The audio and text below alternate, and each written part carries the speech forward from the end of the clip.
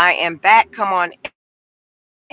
I think YouTube and messed with my live. Come on in. I started up a new live. Come on in. I want to continue to get the message out. We will not let them stop us.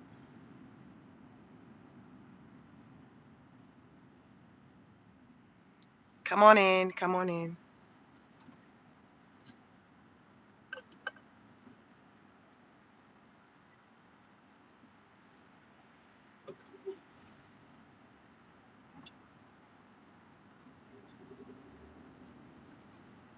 Come on in. Can you hear me? Let me know if you can hear me. YouTube was messing with my live. I had to end the last live stream and start a new one because sometimes they did it last week when I talked about the tariffs. Is something about, that topic. I'm guessing because it happened last week when I talked about the tariffs, the day one where the tariffs were implemented. Yet, Pearl, you say you think don't listen. I don't be having these problems. Last week, on day one of the first day of the tariffs, the same thing happened. But I got further in the live before like it kind of went down. Today they like, we already know you. We're familiar with you, Sheik. We're familiar with you. We're familiar with you. They know me. Listen, they know me, Pearl. This is my smaller channel, but when I talk about politics, it'd be a lot of people come through. Like a lot of people, thousands of people come through. So the YouTube algorithm, they know me. They know my name. They like, oh my gosh,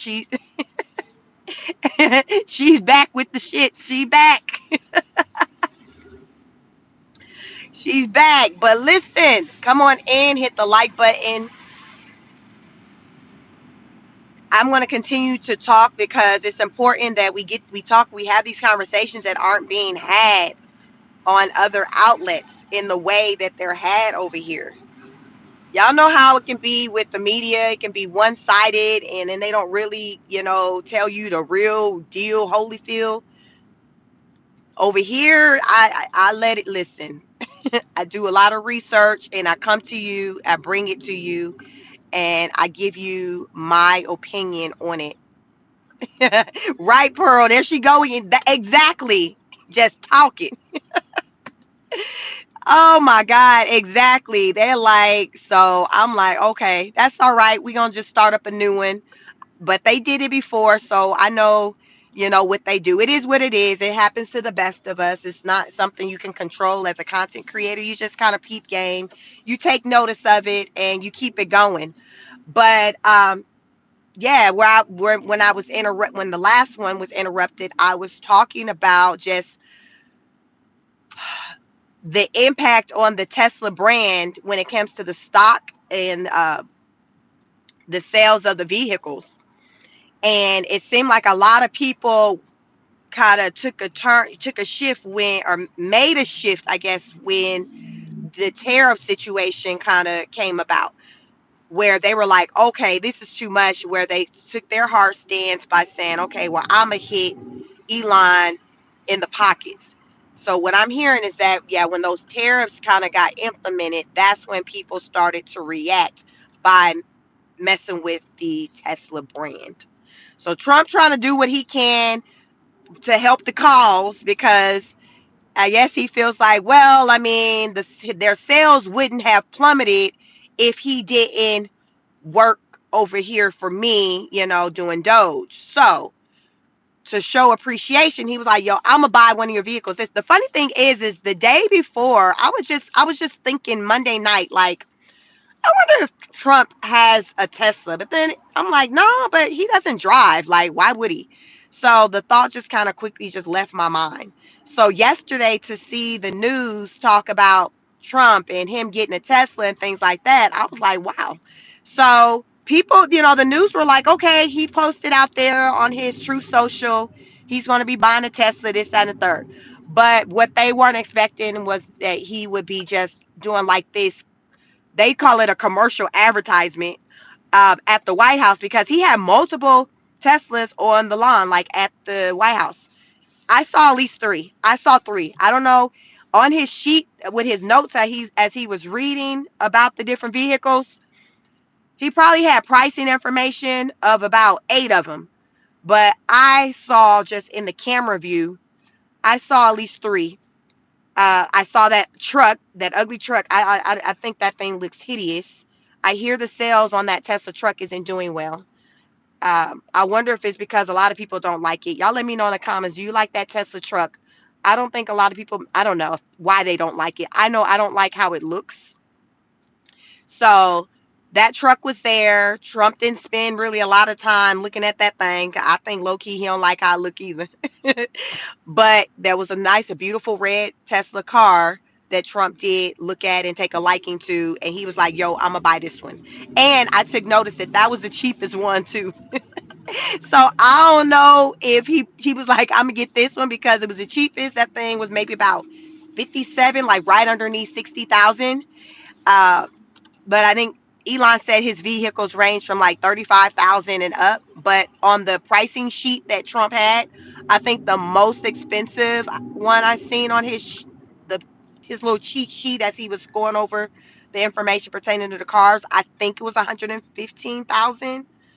I remember seeing one of the vehicles being 115, but the one he really took a liking to was like right around 60,000.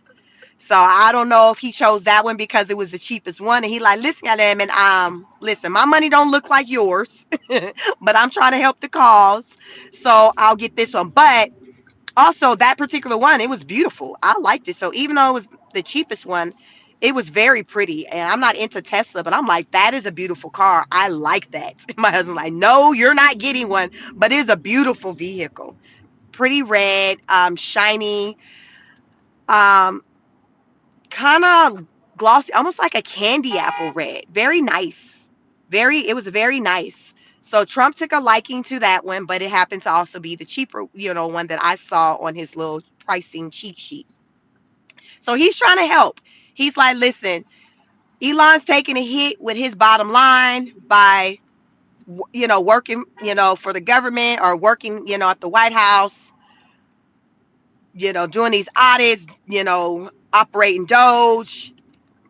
People aren't here for that. People aren't here for that. I don't know if most Tesla owners are Democrats because they showing out or the people are showing out. So I'm assuming a lot of the people who are showing out, they're people who once liked the Tesla product, because I hear that a lot of people are trying to give away their Tesla vehicles. They're boycotting. They're going to different dealerships.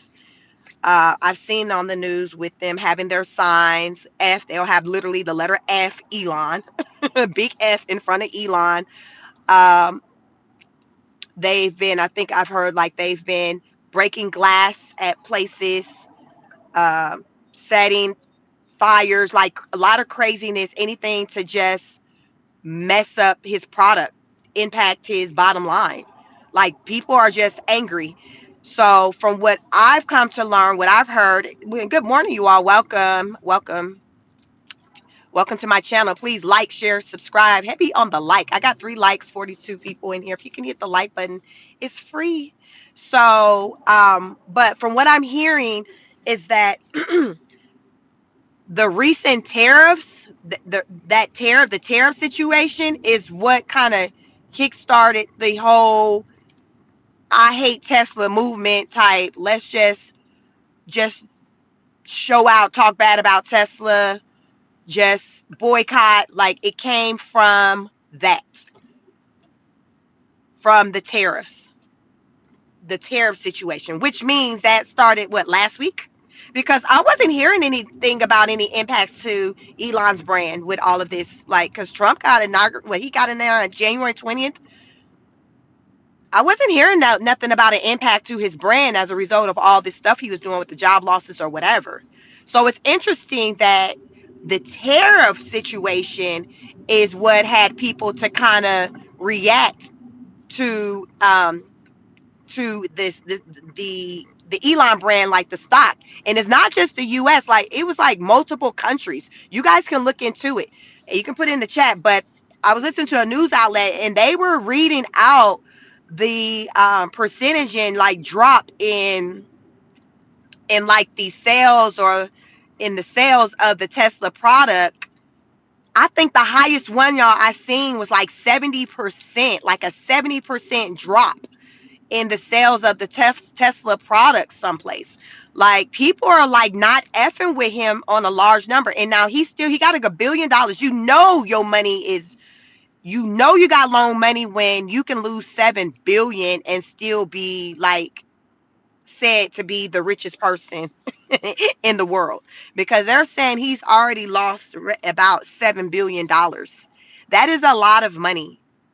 That is a lot of money. $7 billion. Stock already down in like 15% as of I think they said, I don't know if that's in the past 7 days, about 40% in like the past 30 days. Like it's going down like fast. And he did do a post this week about it, acknowledging, you know, the drop in his products and things like that with the stock and everything. And he just said like okay, it is what it is. It'll work itself out down the line.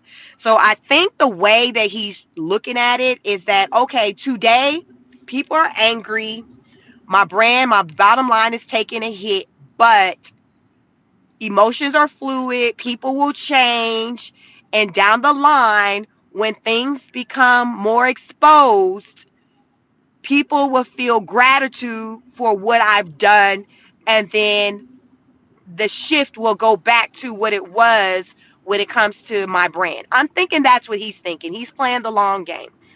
And they say with stock, that is what it's about. Like they say, like if you have stock and you're seeing it kind of decline, like the stock is for, you know, some people play the long game. And a lot of times people who can afford to do that will play the long game, meaning that when they see a shift in the stock and it starts to go down, they're not going to rush to go sell it. They're just going to continue to hold on to it with the anticipation that it's going to go back up. And I think so that's, I think how Elon's thinking is like, yeah, okay, it went down now, but stock does that. It'll go down, but it'll go back up. It's impacted by many things. The market, um, right now, people are fearful of a recession. Trump saying no, he does not. He said that yesterday when he was at the White House and they asked him about his thoughts on like this recession, because somebody was like, well, how do you feel about people saying, okay, you got people out here worried about their 401k dropping, and then you're here pushing, advertising Elon Musk expensive vehicles, like like what we doing? So he said he does not feel like we will be entering into a recession.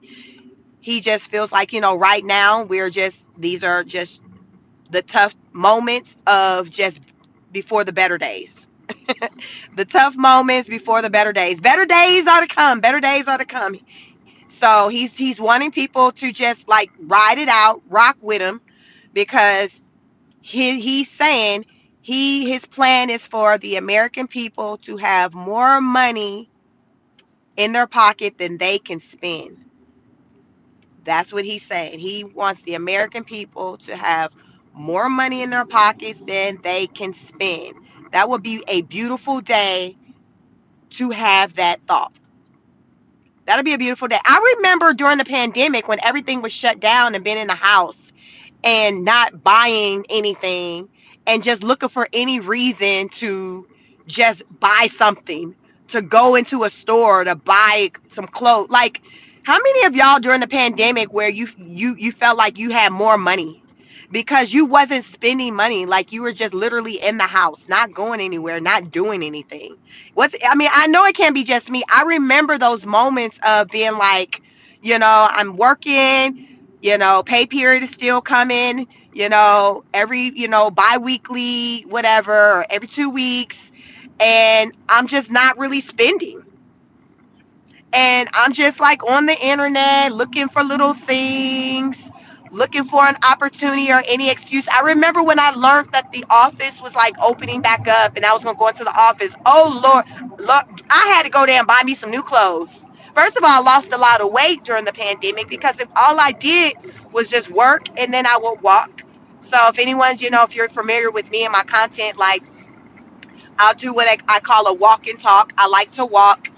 I have content, on my other channel, Chic Speaks, where I do like live workouts. So I'm kind of into like a fitness. So I would walk a lot and I lost a lot of weight. So I'm like, oh, I got to go buy new clothes because I can't fit my other clothes. I had lost like 20 pounds during the pandemic. So but it was a reason for me to run out and go do something, to spend money, to shop, because it was just nothing to do. I was just in the house for damn near what, like a year, because the pandemic started in what, 2020. I think my office opened back that following summer in 21. So I was like at home just working. Like it just, and then even with food, it wasn't like it was like a lot of stuff on the shelves centered around food. So I wasn't at home just eating. A lot of people were. I wasn't. I was just at home working, um, walking, getting exercise in, and then having moments of like thoughts of wanting to spend money. I missed going out to restaurants, uh, big, gatherings with family and friends, to go and just do whatever that we did. So when he talks about people feeling like they got more money they can spend, like I semi kind of understand that feeling of having some money and feeling like, okay, well, I got this money, bills are paid. I mean, I'm not shopping or spending it on anything, so it's just money that I have, and I was just itching to do something with it. So I remember having that feeling. So he said, listen, I want the American people to kind of be at a place where they got more money than they can spend. They're in a situation like, well, damn, I got all this money. What am I going to do with it? That's where he said he's trying to take us. Now, it appears that his plan with trying to take us there is centered around this whole tariff situation. And with the tariff situation, I think ultimately he's hoping that these countries will choose to transform, acquiesce to whatever it is that he's wanting them to do. And if that is okay to come to our country and to set up shop and sell their products, do that. Or to encourage more Americans to just start up businesses of their own. So let's just say for steel and aluminum, if it becomes too much and the American people don't want to pay that 25% tariff on the steel and aluminum coming from Canada, his thought, he want people to have a mindset of, okay, well, let me start my own company over here centered around steel and aluminum, and maybe I can become, the provider for people or other businesses that needs that particular material product. So I think this is, it's like his way of trying to nudge and force people into running business, stimulating the economy, open, starting businesses, because this is definitely a nudge to for people to start businesses. Because if you don't want to pay the money to get that business, to get those products from another country, guess what? The alternative is starting up something at home. When I say at home, I mean the USA, for American people at home. Startup companies here. So therefore you don't have to rely on somebody else to provide it for you. That is what, the direction what he's trying to kind of push people to have that kind of mindset, to bring back the whole, I talked about it I think last week on a live, where in the 80s, during that time, that was probably when the era ended, where we were centered around like manufacturing and making our own goods, making our own items, our own products. We transitioned from that into more of a service led type country. So we started to outsource those things centered around making things. So I learned that at Walmart, like 80% of the items on the shelves are things that are imported in from other countries like um, Mexico, China, Canada. Like they're imported 80%. That's crazy. Most of the things, and a lot of the things that you may use, you may not even realize that it's not even made here, because I don't think it's a normal practice for most people to look at where everything they use or even consume to see where it comes from. I don't think that's what most people do. You got some that will, but I don't think the vast majority of people do that. So during this time where there's this conversation centered around tariffs, a lot of people are coming to learn where these products that they use, where they are made from, where they come from. Because a new thing that I learned is that just because a manufacturer is considered, or a car is considered American made, not all parts of that vehicle is actually made in America. Some of those parts heavily come from Mexico, or like the aluminum coming from Canada. So, but though the car is kind of pieced together here in America, so they consider it American made car, even though we rely on other places to get the material to create the finished product. This is what I've learned through this whole process.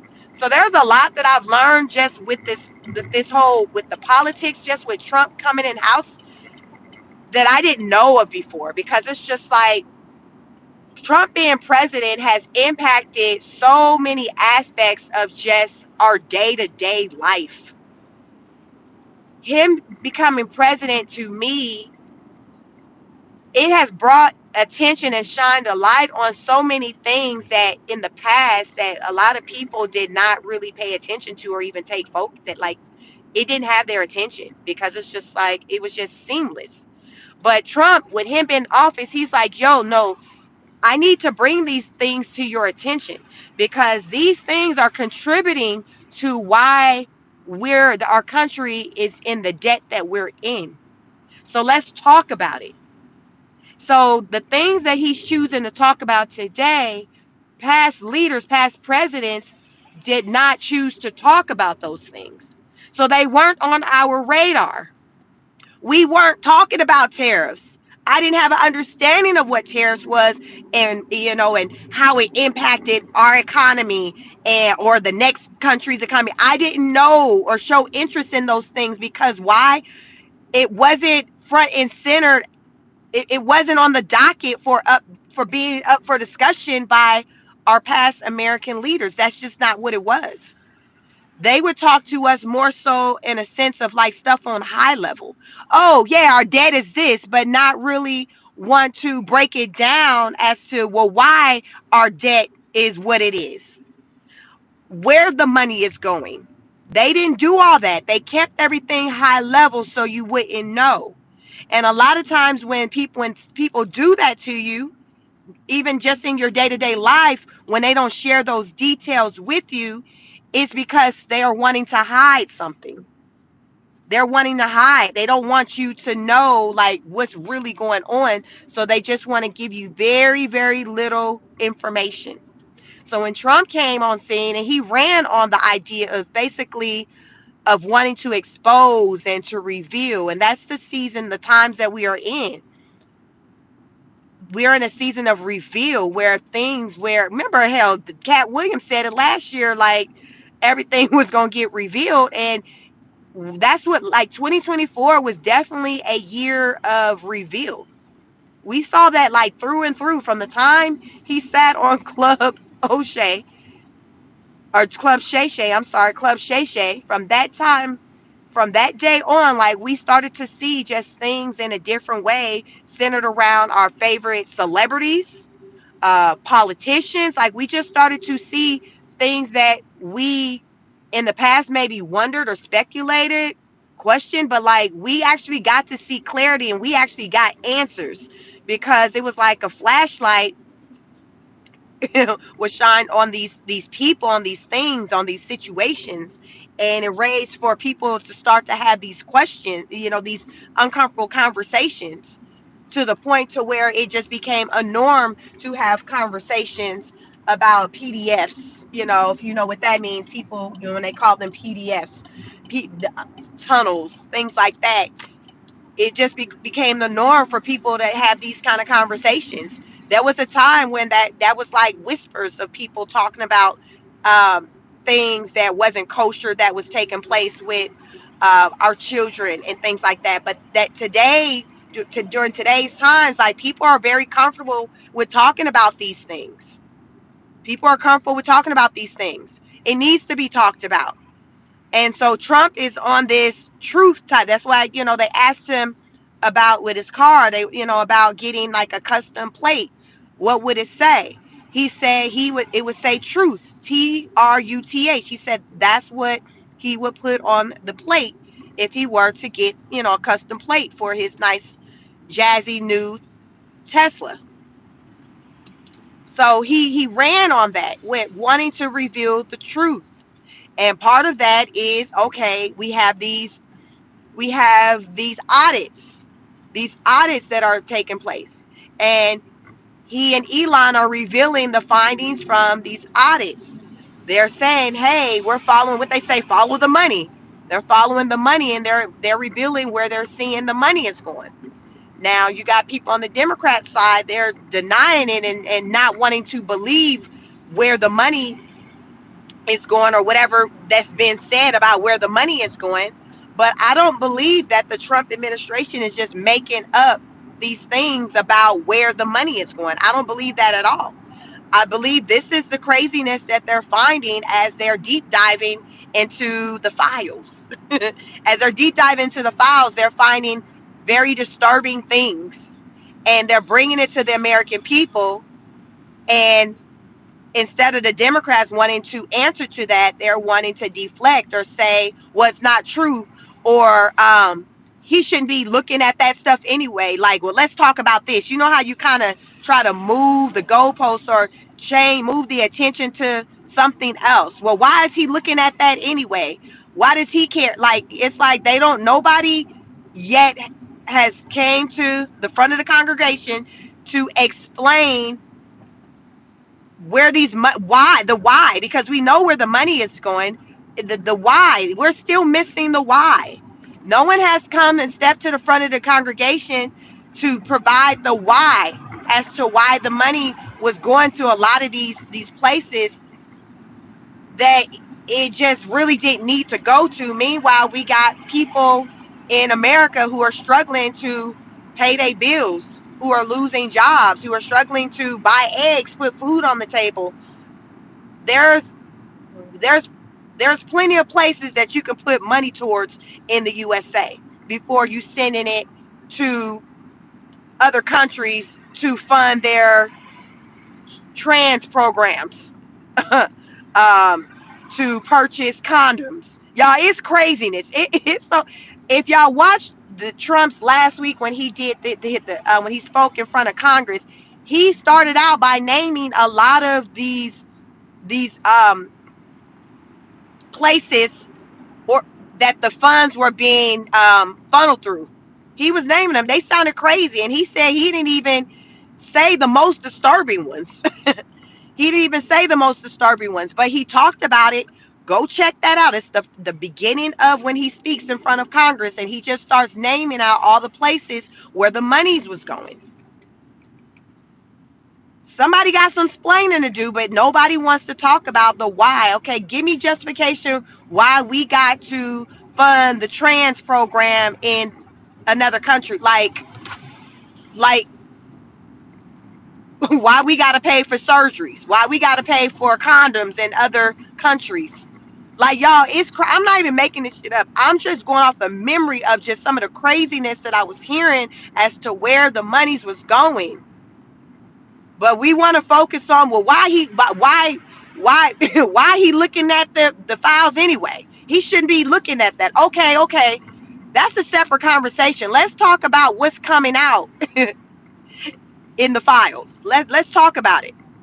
That's like you finding something, you know, some alcohol bottle in your child's room, an empty alcohol bottle, and your child want to focus on, well, why was you in my room anyway? It's the deflection for me. Why you was in my room anyway, mom, dad? Why were you in my room anyway?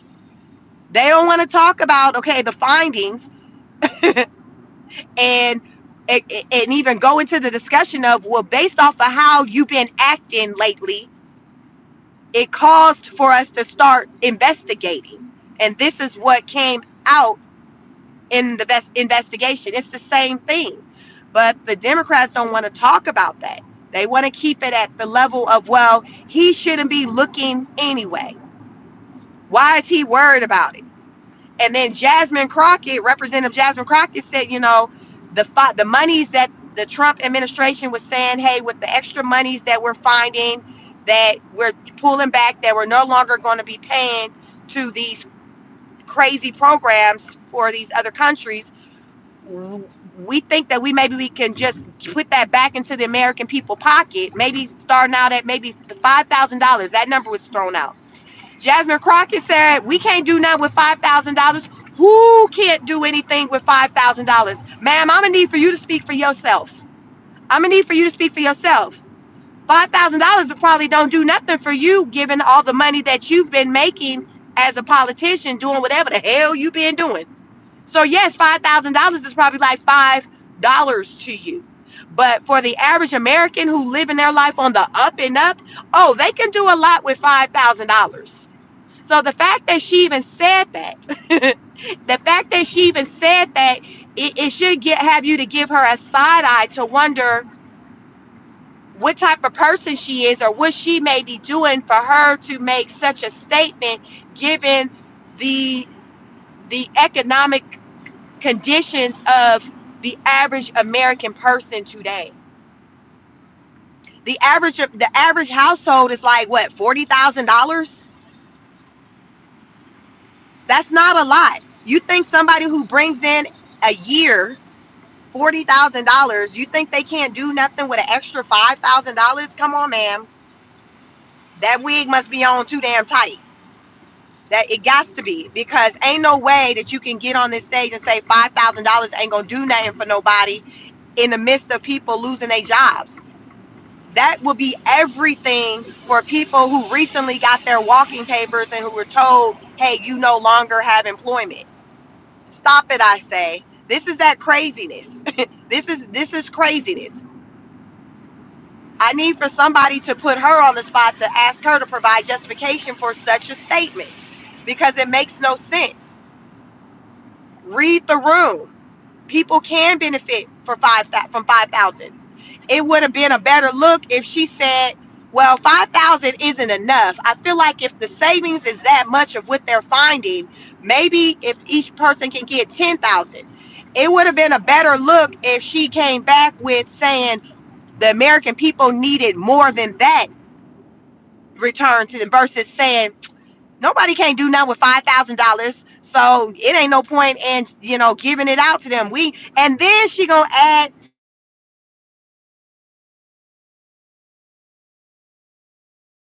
giving out money. What do you mean? This is what's been happening the past 4 years, which has been uncovered. Clearly, this government been operating a business that the American people was not aware of, because that's all the hell what they damn been doing, is giving out money. So you're saying what, the Democrat can operate with giving out money, but not the Republicans? I'm just trying to understand, y'all. I'm trying to understand where this lady is coming from. And I need for y'all to understand that word on the curb is that it's a push for her to to be on the ballot for the next presidential election. And the reason why I believe that is the case is because I did not know who this woman was up until Trump got in office, January 20th, when he got, from the inauguration. Every day up and down my timeline, I see this woman. It's like she's been pushed, because I feel like they're trying to get you used to seeing her and hearing her. And I also recently heard, I think Kamala is supposed to run again. Whoever the hell choose to invest in Kamala, they just want to waste their damn money, because I don't know what more you need to see to let you know that the American people don't want her. I listen. I don't know what to tell you. She need to bow out like Hillary Clinton did. Like, the American people have spoken. Hell, they said they wasn't interested in her when she was running for president and when she was running against Biden. She got in the White House through the back door by coming to getting a deal to, to back him, to support him if she was able to be his VP. So she went ahead and bailed out of the election. So that's how she got her way in there. It wasn't that no goddamn body voted her in there. People wasn't rocking with her, didn't like her like that. So I feel like with the Jasmine Crockett, they're trying to push her so people can get used to her and familiar with her. So when it comes time for to run, and you see her out there, it's not like she's someone new that just popped up on the scene. People will be like, oh, okay, I've been seeing her. It's programming. I've gotten used to hearing her and hearing her views and her stance on things. Now that damn woman, she can get ratchet now. She ain't the most polished woman. She's not the most polished, but I feel like, if from the Democratic Party, I feel like when it comes to her and Kamala, I do feel like people would rock with and support Jasmine over Kamala. But I'm not saying either that Jasmine is a good choice. First of all, I'm just not. The Democrats just haven't been doing it for me in a long time.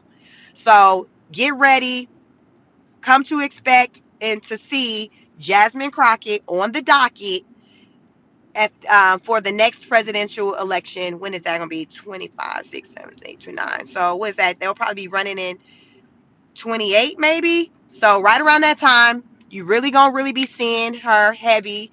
You probably seeing all kinds of fundraisers and things centered around raising. Listen, child, she going to make her way to damn Howard too. I don't know what college she graduated from, but she probably gonna make her way to the Howard stage too, like Kamala did.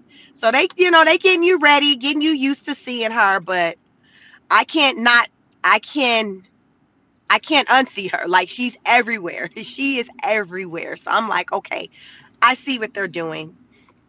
I see what they're doing, but I don't feel like it'll work. I feel like with what we've experienced with the last 4 years with the Democratic Party, I don't see the American people voting another Democrat in.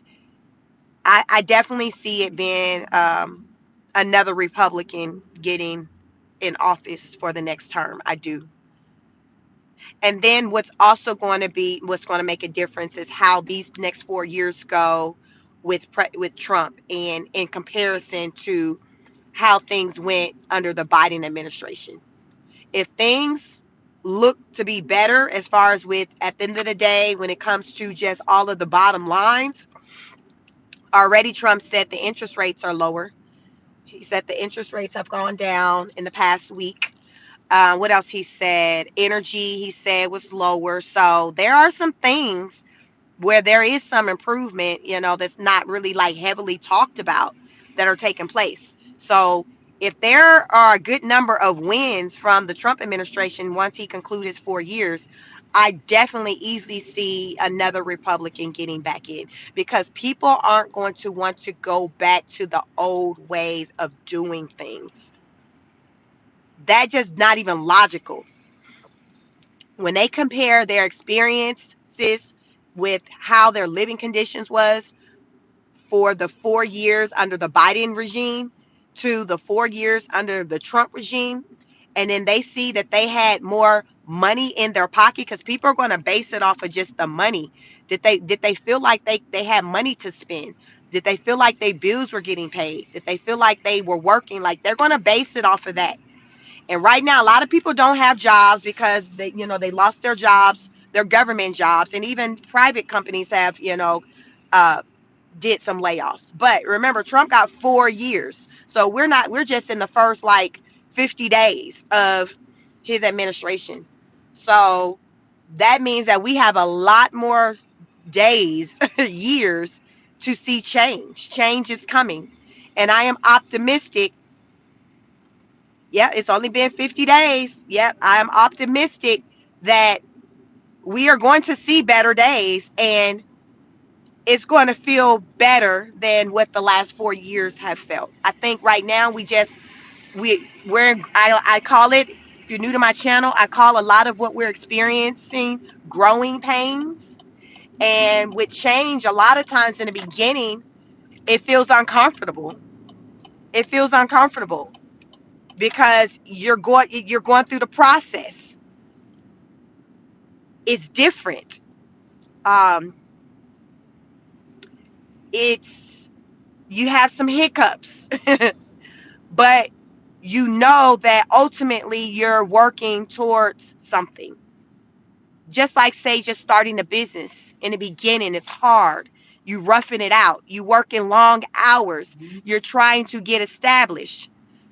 You're grinding because you're grinding now so that later on you can kind of woosah and relax and take a break and benefit from the fruit of your labors. The fruit of your labor. That's kind of just how it works when it comes to building, when it comes to restructuring.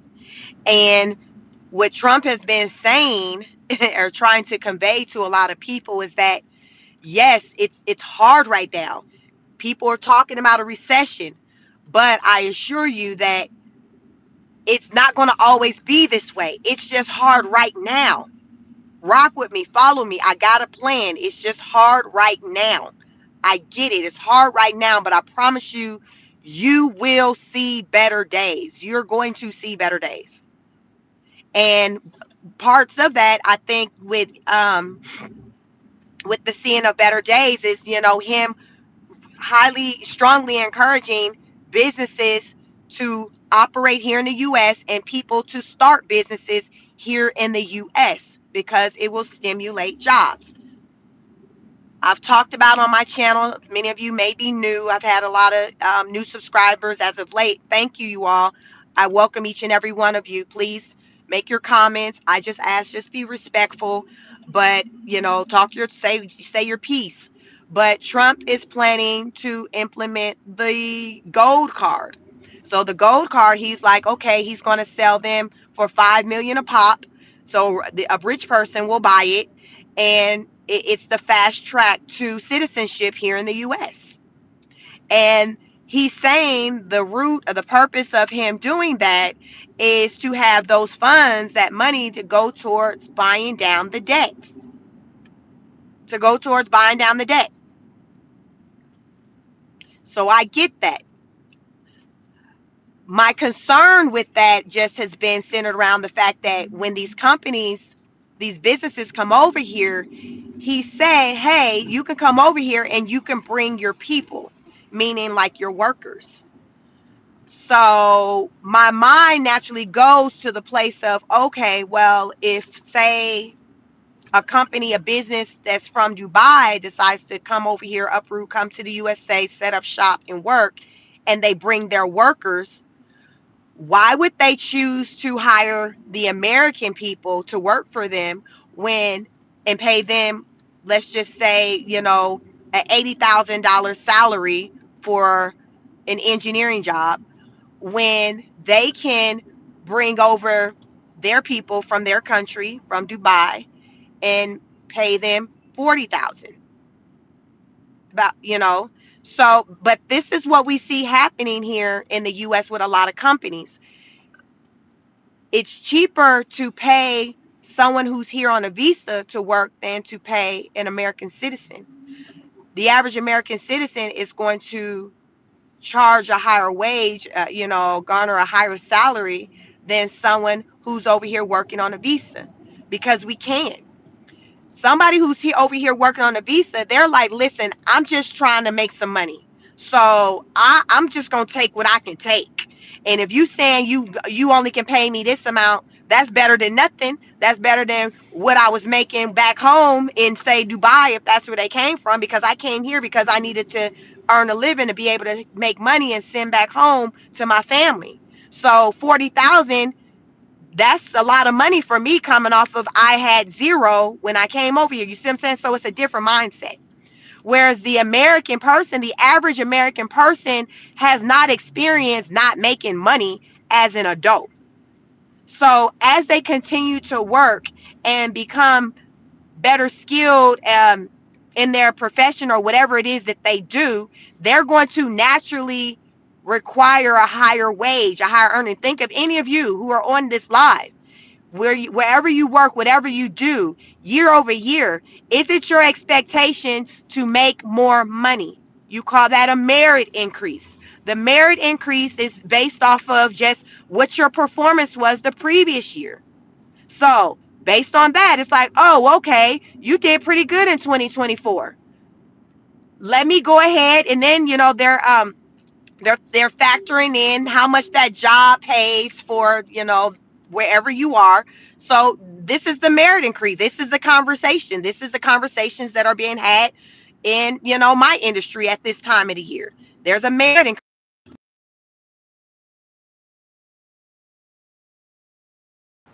increase. So that's more money. That's how a lot of people increase their salary in between getting promotions, because you're getting a merit increase in between promotions. So that's how you kind of increase your salary. So my concern has been, as far as with the gold card, is like with these companies coming over, them not wanting to pay the American people um, what they feel like they're worth, because they have options of paying somebody less. So that's been my concern with the gold card. But yes, that 5 million of what they're paying for that card, because it's equivalent to a green card, but he's calling it a gold card because it's for the rich. And he said it's not giving you citizenship, but it's giving you kind of like a good head start on the path of citizenship. So it's almost like, I look at it as where it's almost like you damn jump in the line, because you didn't you didn't put 5 million on it. You kind of then bought you a little spot over here. That's how I look at it. So it's pros and cons. The pros of, okay, it going towards decreasing our debt, but the cons is the part of, okay, how motivated will they be to hire American workers if they have that option? We're bringing over their own people. So it remains to be seen. Trump announced that about a week ago. He said that would probably take effect in like 2 weeks. So that was a week ago. So probably this month, I imagine he probably should be probably announcing the first person who's probably purchased, or people who's purchased the gold card, because he was really excited about it. And here's the thing, again, people who come over here and set up shop, you don't have the tariffs. So I'm definitely interested in seeing like how many people are going to be signing up for that, as far as businesses in different places, to pay $5 million to get the gold card. Do you think it'll be a lot of takers for that? Do you think it's a lot of takers for that? Do you think there's a lot of business people in other countries just lining up to want to come over here and to operate their businesses here? Because here's the thing about operating your business in the USA, everything costs more here. That's why a lot of people don't want to operate their businesses here. And even that guy from, I think he's from Taiwan, who's bringing his business over here. I think his business will be in Arizona. It's going to cost him more money to operate his business here. It just costs more here. So that's why a lot of people um, choose to just import things from other places. Things just cost more here. It just does. So people, if they have the option to outsource, they will, because in business you want to have less money going out than what's coming in. So you want to minimize your operational costs. So paying a person, employees, that goes into the category of operational costs. So you want that number to be low. So therefore, when your revenue comes in, because the operational cost is deducted from that, the difference is like what you net, like that's what you're left with.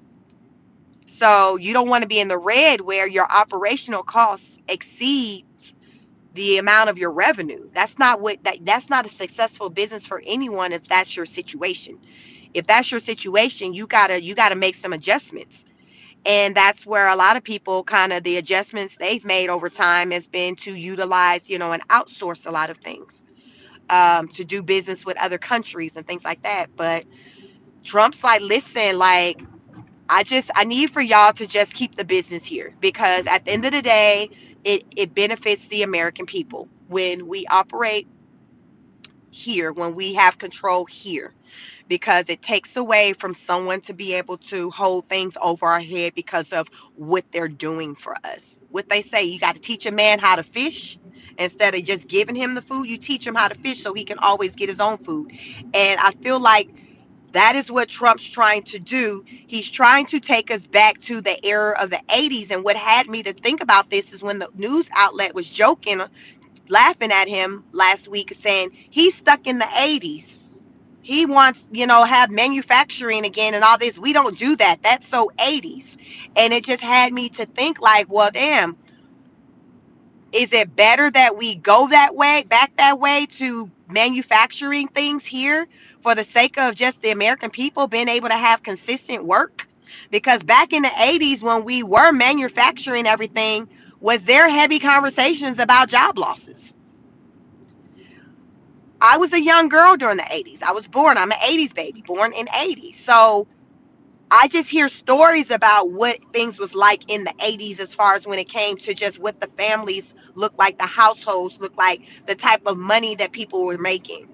And there are a lot of people who talk about back in 80s or even 90s, where they worked those jobs where they utilized their hands, and how they made a really good living, and how they were able to provide for their families. And people, maybe if they were children during that time, they remember their parents, their dad being able, or grandfather being able to um, provide a good lifestyle for the family, a good life for everyone. Bills were paid, people was going to college. So that was an era of, where you teach that man how to fish, and he was doing it himself and not relying on the next man giving him something. And right now, because we've moved into an era of just being dependent on what somebody else can do for us, when somebody takes that away and removes the rug from underneath us, we're left with, like, what do we do? Because we don't have those skills anymore like we once did, where we knew how to go out and kind of get it ourselves, or use our hands and make it ourselves. We stopped being taught those things. So a lot of these layoff jobs, it's impacting the white collar, these office, these corporate jobs, the middle class. It's impacting them. Those people, including myself, don't know how to do these types of jobs that I'm talking about, that was centered around, like, making things, utilizing our hands, factory work. We don't know how to do that type of stuff. We don't know how to do that type of stuff. So we're like, okay, if I don't have my office job, what am I going to do? How am I going to pay my bills? How am I going to pay my bills? I don't know how to do that stuff over there with making things or working in the factory. I don't know how to do that. That was removed out of schools years ago. Since I've graduated. I graduated in 99. Like, that's not a thing. Those things that they had, like the wood shop, the things that they had in the schools, even in the 90s, that they don't have those things anymore. So the kids are graduating not knowing how to do things outside of, like, technology base, with, like, using their brain, coding. They don't know how to do things with, like, building. Um, Mechanical stuff. They don't know how to do those things. Only how the kids who do know how to do those things, only how they're learning those things is, say they have a parent, a father, or someone who still does that type of work, and they're able to learn from them. And that's not the vast majority. Because remember, we kind of moved away from that type of, economy. We moved into, like, more of a service led type environment versus, like, manufactured.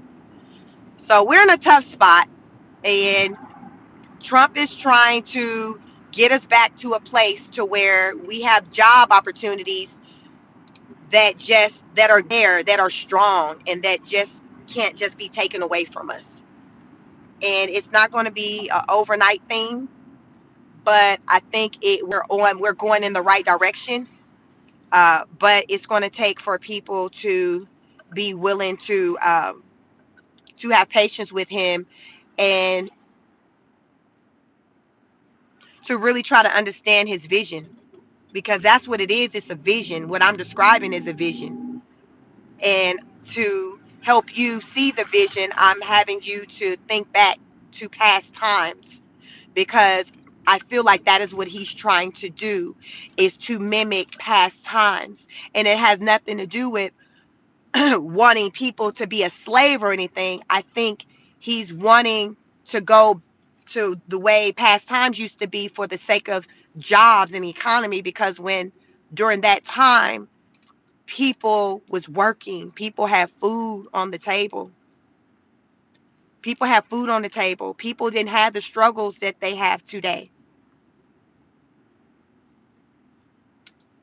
Now y'all, hell, we on our AI is taking over. That is a thing. People now are starting to become dependent on AI, because now it's just like, wow, like I done lost my job. AI is about to take over that job. I don't know how to do I don't know how to do plumbing. I don't know how to work on cars. I'm not a mechanic. Like, people are like, what am I going to do? People got these questions. People are feeling lost. They're like, I don't know what to do. What do I teach my kids? What do I encourage my kids to study in the future,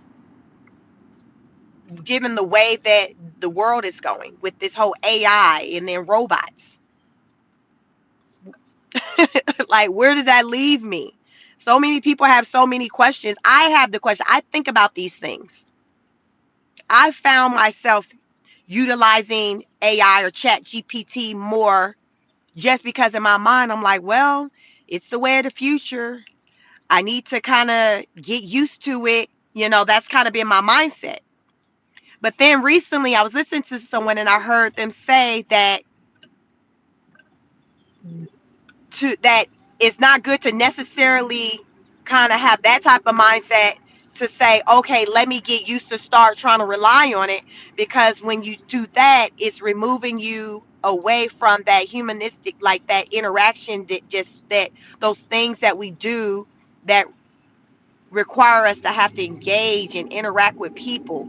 So we gotta balance it out with how much we want to rely on technology when it comes to AI, but still not losing our connection with one another.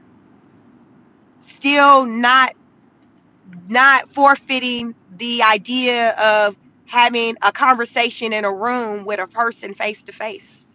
Because now we have technology or AI or whatever, and we ain't never got to look at that person. How many of you, like some of you, have worked from home 100%, and it's been years since you've conducted business with a person face to face, because you haven't had to. You haven't had to.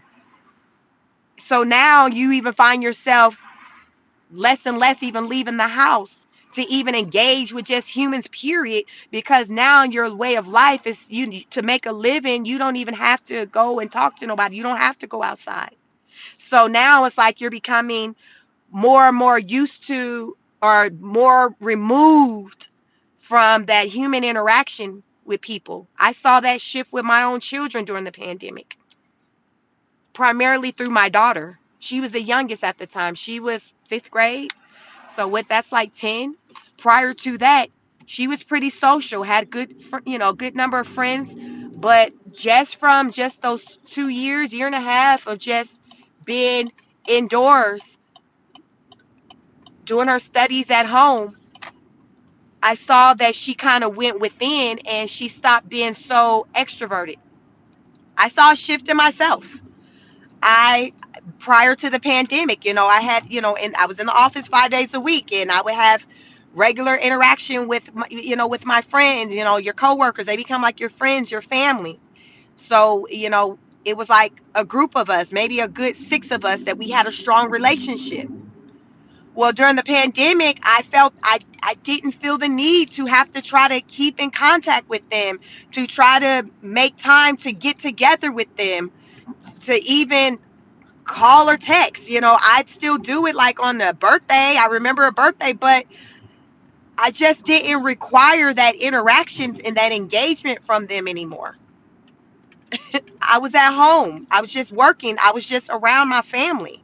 So anybody outside of just my family, it just I can just leave it. You know what? They take it or leave it. I can just leave it. Like, how many of you like that you saw a shift in yourself and how you move and engage with people, or you saw that change in your children? It impacted so many people. And a lot of people have not gone back to their the way they used to be. I know my kids didn't. They're still the way they are. And then that change was happening with my daughter in the midst of like puberty. So you're going through these body changes, and then you got this change, this societal change. So I'm just like trying to figure out what's going on with her suddenly just not wanting to be bothered with anybody. Because I know, I'm like, from a puberty standpoint, it's that is she okay, it's puberty time, but at the same time we got this pandemic where people are indoors in the house. What is going on? And what I learned is that even a lot of kids started being depressed during that time. So I'm like, well, I don't think she depressed, because me, I'm putting my mental health counseling hat on. Because those of you who are new to my channel, I'll let you know, my name is Chic. Welcome. Um, my background is clinical mental health counseling. I have a master's degree in clinical mental health counseling. So I'm constantly psychoanalyzing everybody. Everything. Listen, I go deep, but I do it easily. It's just natural for me to kind of go deep. So when it came to my children and things that was going on, I'm kind of looking closely, like, okay, what's going on? More in particular with my daughter. Now, there was no change with her grades. My daughter is a gifted student, so she's just one of those kids that just, she doesn't require a lot of prompting or hand holding with, when it comes to, school. It just comes easy for her. So her grades were still on par. She still was the A student, but I saw a shift when it came to just her energy and her engagement with people. So I wanted her to go to school because of that part. It had nothing to do with the academics with her, because some of the kids started kind of falling through the cracks. That wasn't her. It was the engagement part that shift in how she started to see people out, that I'm like, she got to go back. She got to go back to school. I need for her to be around people again. Here it is. How many 4-5 years into this? She's still the same. She's still the same. She's still that person that's just like, listen, she don't want to deal with people like that. So she's who she is. But I saw the shift during that time. So I cannot help but to wonder, if had we not experienced the pandemic, if her personality would be different. I wonder that. I can't help but to wonder that. Would she be different had she not experienced that at that point in her life? So change is inevitable. It's just how we navigate through it. Um, and with this AI, I want to encourage you to still find opportunities to still engage with people, to have conversations with people, and not talk to an electronic. Not rely on Alexa to learn about things that's going on in the world. Have conversations with people. Have discussions with people about what's going on in the world. That's what I like to do, with coming on YouTube and talking to you all. I like people. I'm a people person. So as the pandemic, the world opened up, and I started kind of going back to my normal routine, I got back into, my engagement with people. So I like being on the internet and, having the YouTube channel. I got 2 channels, by the way. This is actually my smaller channel. I have a larger channel. Um, I like engaging with people. I like to to share thoughts and ideas and things, to brainstorm, to bounce to bounce things off of people because I don't believe I have all the answers. And I believe that when you don't know, you seek out. When you don't know, you seek out the answers. And that's going to start with you asking questions and you engaging with people. And that's what I do. And that's what I promote. I encourage people to engage with other people, ask questions. I always say on my any of my channels, smart people ask questions because that's the only way you know, right? You got to ask questions. That's the only way you know. You got to ask questions. So I come out here and I ask my questions. I talk my talk. I let you know how I feel about whatever's going on. When I'm not driving, I try to get into the comments and see what you all have to say. But this is to just kind of keep that person on person energy. Even though I'm reaching you and I'm talking to you through the use of technology, it's still human. You can still pick up energies. You can still, vibe with me. And you want to kind of keep that going because with the way that the powers that be have it to be, is to move us from that and to have us feel like we don't need one another. We don't need one another like that anymore. I got my Alexa. I got my robots. Some people got robots in their houses. That's the thing right now. Some people got, some people already have them. So they're like, okay, well, I don't need a person, you know. So you just got to be in tune and recognize what's happening and make sure that you don't lose yourself in the midst of all of these changes because there are a lot of changes. There are a lot of changes going on, and um, MJ Castle, welcome. Thank you so much. Jason, hey, Sheik from Australia.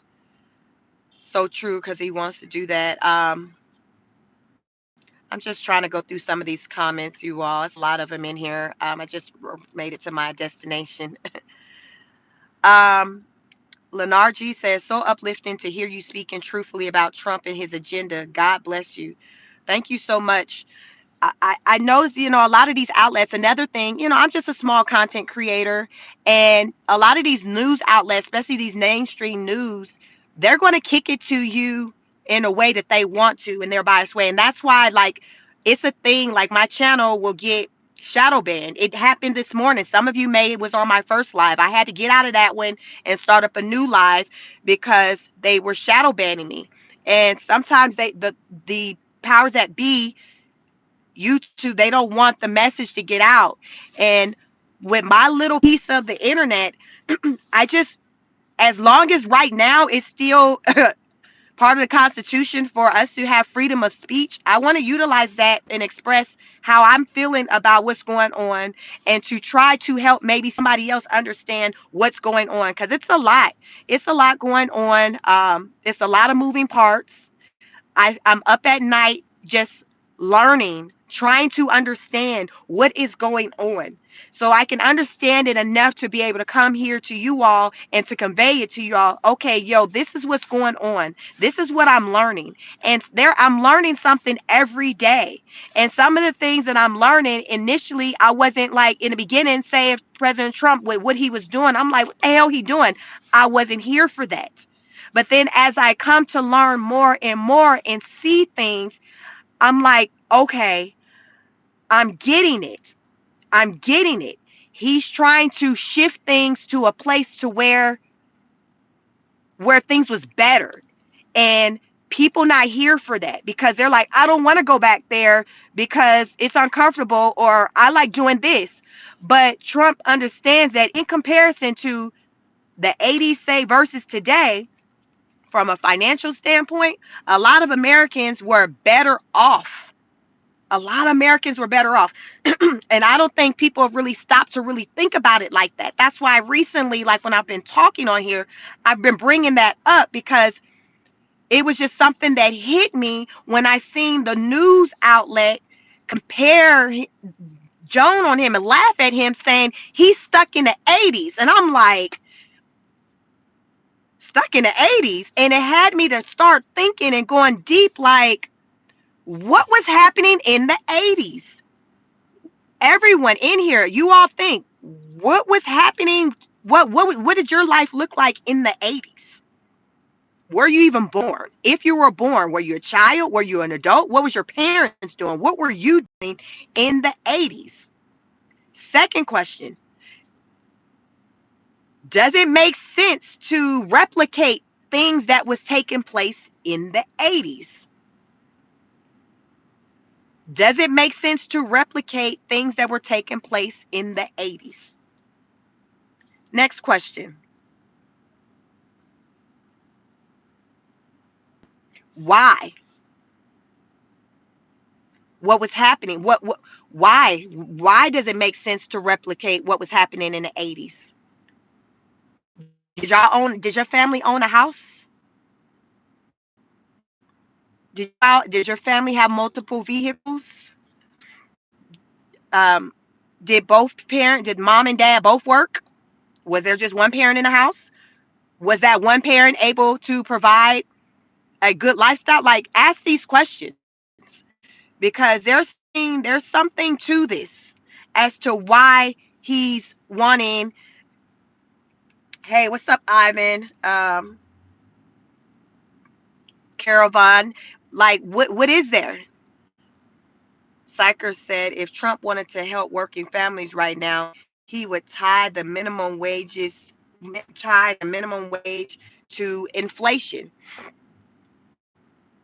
So there's an idea. So I haven't heard him talk any about minimum wage, but I do like the idea of raising minimum wage, because I here in Georgia, like, the minimum wage got raised a few years ago, and it was like the first time in like a really long time. So I do feel like, yes, minimum wage could go up. I haven't heard that be a part of the discussion, so I actually haven't even given thought of minimum wage until you just said something.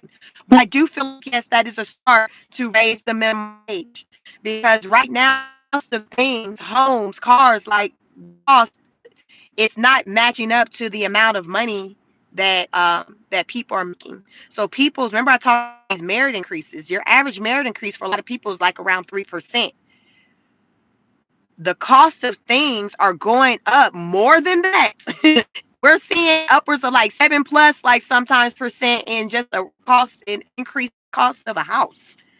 So I agree that we could increase minimum wage, but I'm going to say right now, I don't feel like, just because that is not something that's been enacted, that there are other ways that he's working on to try to stimulate the economy and put more money into the American people's pockets, or into their households. But minimum wage is an area that I do think that is focus. KK say he doesn't care. His goal is to hurt people. Who says Reagan was good? Syker said first time home owners grants. You said that they had that back there in the 80s. Yeah, like, things was different. Yvonne McGowan says, yes, things were good financially for my family and others in the 80s. Happy Max says, I'm for flat tax, no loopholes, no deductions, do away with 90% IRS. Who's here for the removal of the IRS? It's tax time. How many of y'all filed your tax? How many of y'all are waiting to file your taxes because you want to see if Trump will do something centered around taxes that will maybe remove them and have you not even be paying them? I know what I'm here for is the damn removal of property tax. I know that. Because these property taxes are ridiculous. I know that. Take away them property taxes. Because I'm a homeowner. Me personally, for me, if they kept all the other taxes and said, okay, no property taxes, I'll be good. I'll be okay with that. I'd be like, okay. If they at least did that, okay, I'll take it. Because these property taxes, even when you pay off your house, you still have that. And these people are on fixed incomes. Where is this extra money coming from, as you every year try to tell me my house worth an extra $7,000? and the property taxes based off of that. Like, where is this money coming from? And where are you coming up with this number on what my house is worth when I ain't even put it on the market to sell? So we don't even know if somebody will come along and even pay that for my house. Like, I didn't understand where you pulling these numbers from. Where are you pulling these numbers from? Dr. J said property taxes and home insurance. Like, Happy Max said taxes should be on the residential properties for sure. Adam, good morning, said why people act like he wasn't already an absolute amazing president who already did 4 years of miraculous government. 2020 was the very best years of mine and many others' lives. Like, I agree, Adam. I was here for what happened, how he ran office the first 4 years, which is why I voted for him because um, here's the thing. When he got in the first 4 years, I didn't vote for him then. I didn't like him. But once he was in there, I saw what he did. So I removed my feelings and stopped voting using identity politics and saw what the hell he was doing and used damn common sense and seeing that what he was doing was working. So the next time around, he did get my vote. And that's when they put Biden in there. Dr. J said, I really miss escrow. You feel the pain when there is no mortgage. Nick said, hey, flat tax sound great because it sounds fair, but you spend a higher percent of your budget on food, rent, car, home, than the super wealthy. Yeah, we do. Johnny says, property tax us a way that you never really is a way you never really own your house. If you fail to pay it long enough, they'll use your house as collateral. You're right, because a lot of people get their houses taken away just because they fell behind on their property tax. Governor DeSantis right now, I know he has been doing a lot of talking with trying to remove property taxes for homeowners in Florida. Hopefully it works out for them.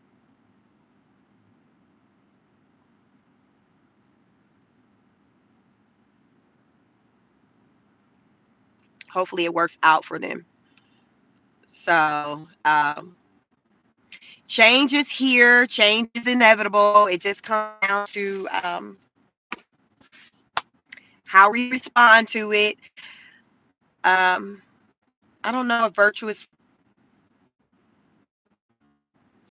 but change is inevitable and we got to do what's best for us.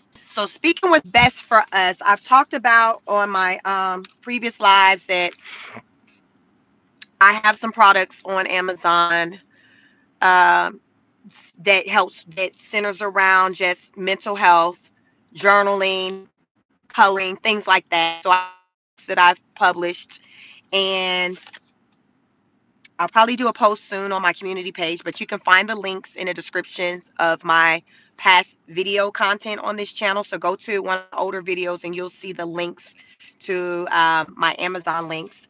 But I have dope coloring books. You see that? Anxiety, stress relief. Coloring is great to relieve stress. So I've published 2 coloring books and I have about 2 or 3 journals and notebooks.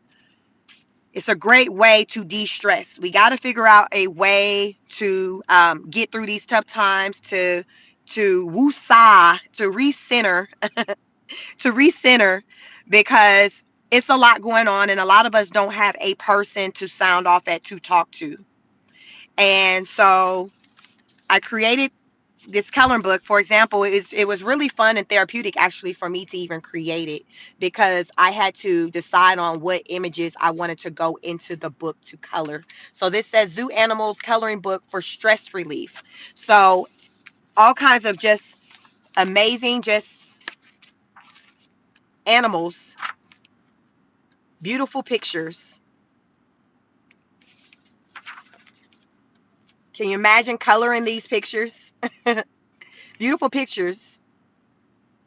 And I'm like, wow, like this would just be so awesome for somebody to do, just to take their mind off of damn tariffs.